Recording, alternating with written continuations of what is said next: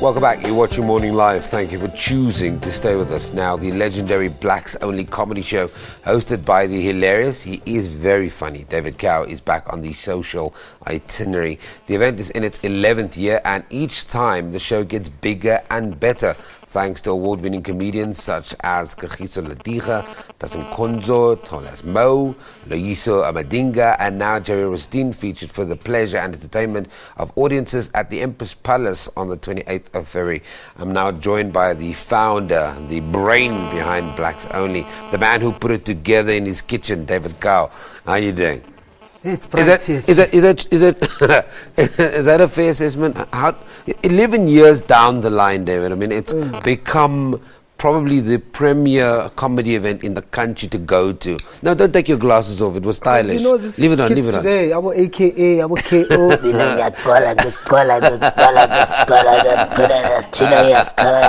I've never seen their eyes. They've been in the industry for 5, 6 years. There's only Mandela signs. Only talk about Mandela money there. No one has seen their eyes.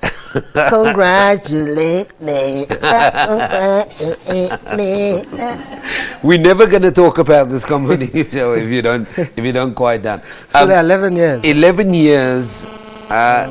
Talk to me. Just take me back. Initially, what was the aim? It's a success now. So basically, 11 years ago, I said to my manager, Kim Murray and Roddy Quinn, Real Comedy, I want to do a show for black people. You must remember when I started comedy, I used to perform to 3,000-4,000 white people for like 2 years. You know, we did a heavyweight comedy jam.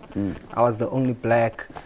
And that went on and on and on for a while. But I also got to a point where I couldn't perform most of the material that I thought I could perform based on where I come from or maybe speaking some vernacular. So the idea with Blacks Only was, if a comedian ever wants to perform in any other language other than English, this would be the platform to do that. That was really the idea. So people obviously say I'm racist. Funny enough, it's black people on Twitter that say I'm racist. But also with social media, obviously some people are just catching on. And you can imagine some people how old they were 11 years ago. So there's people that still just found out. Yeah, there's new audiences and name. But you've seen the pictures. There's always white people in the front row every single show without fail. There's white people in the, because obviously they go to CompuTicket on time and they buy and they get the tickets. And you know, we go last minute. Yeah, but I mean, we've been lucky. Almost every single show is sold out before the day, so we still have tickets at CompuTicket. Let's talk about your success here, because you know it's so interesting. It's so interesting in terms of just your career. I remember we got you on camera sliding that very expensive phone that's now damaged. It's insured. It's insured. Okay, that's what we must do. I remember when I was a barman. You used to Junction. I was a barman, and you used to do comedy nights, and I remember that you used to get so many laughs. Back then, you were still working out your material. I was starting out, basically. You were still the same weight, though. You haven't put on. I've maintained my weight. I gained a little bit of a stomach since I met my wife. You know, 9 years good food. ago, been married now 7 years. Talk to me about that success, though. That just comedy in your blood and the ability to make people laugh so many years later. I think once you have it, there's a certain extent that once you have it or you can get it there, you kind of, no one can make you unfunny, you know. You're not going to wake up one day and you're not funny anymore. Because also with just the amount of work and the build-up, even if you have to package it, like, I mean, I've got so much material. You know, I haven't done a DVD since my first DVD 8 years ago. But I've got tons of videos on my YouTube channel. You know, Instagram, always putting stuff for free even. And people are like, when is your next DVD? When are you going to, you know, which for me, I can always get on stage and do another DVD or do another show. But I like finding new comedians, you know, finding Skumbas and Tapelo Tipses. And I was going to ask you about that, because, you know, the lineup is always progressive every year. You always find something new, something fresh to add to the lineup. This year's Joey Rasdien. Is it a nightmare 11 years down the line to find the comedy? And obviously you want to make sure that the audiences, they experience your humor, they know your humor, but it needs to be fresh. For me, that's also the nice thing, is you can come to a Blacks Only and find an Isaac Gampu or a comedian you've never seen anywhere in your life.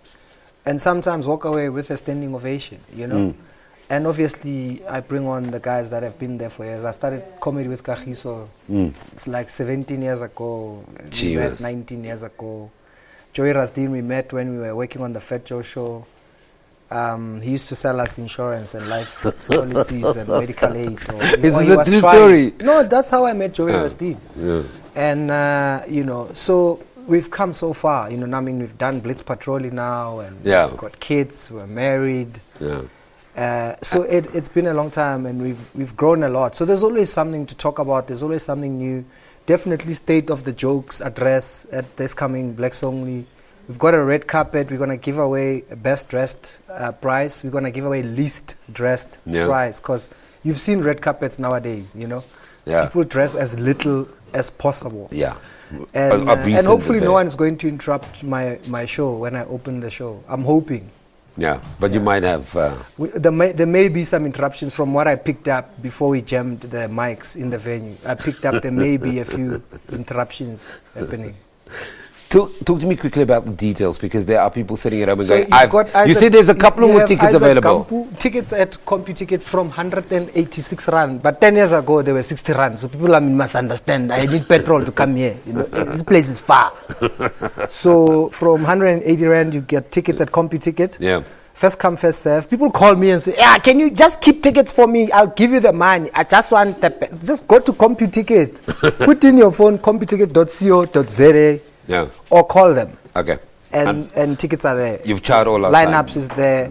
Follow me on Twitter, David Cow1, on Instagram, David Cow on Facebook, David Cow on Twitter. He's now going to keep absolutely quiet. We've run out of time. We can no longer talk to David Cow. We're about to welcome our SABC 2 viewers. Remember, it's available. Do I do the weather or the sports? What am I doing today? We're taking a break. David Cow is out of control. Pirates fans, what happened?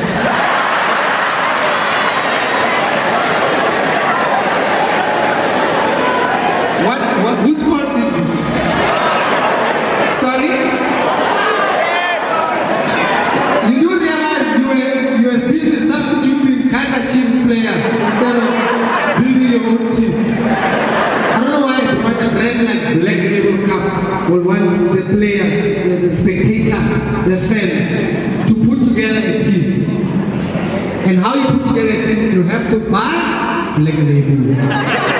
What do you do once you bought the Black Label? And then what happens after drinking lots of Black Label? You black out. Or you vote for your team.